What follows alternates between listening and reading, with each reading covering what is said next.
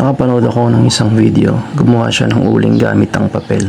Bilang isang certified kuripot na madiskarte, naisip ko bakit papel lang?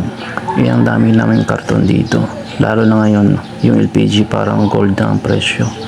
Kaya ito na, DIY uling karton edition. Unang step, pinunit ko yung mga karton ng maliliit at dito mo ma-realize may hidden anger ka pala. Kasi habang pinupunit mo, parang may hugot. Reminder lang, tanggalin yung mga tape, plastic at kung ano pang nakadikit. Hindi tayo magawa ng toxic uling, pag-ihaw lang, hindi pang experiment. After mapunit, ibabad sa tubig ng at least 24 hours. Oo, 24 hours, hindi pwede yung mamaya na yan. Kailangan lumambot siya ng todo. Yung tipong pag hinawakan mo, parang wala na siyang pangarap, kundi maging uling na lang. After 24 hours, pwede na siyang hulmahin. Ginamit ko tong PVC pipe para bilog at siksik.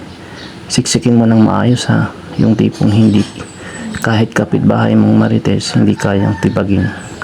Dito na magsisimula yung transformation from basang karton to future uling.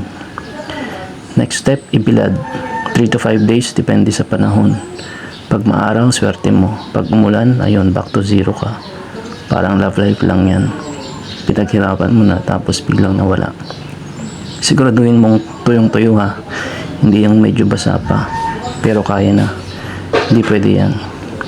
Pag tuyo na, pwede mo na gamitin. Pwede rin ihalo sa uling kahoy para mas okay ang apoy. Parang teamwork lang, siya sa init, ikaw sa tipid. So ayun, mula sa karton naging uling. Recycle ka na, nakatipid ka pa. Kaya next time may karton ka, huwag mo agad itapon. Makapang-ihaw mo na yan. Salamat sa panonood.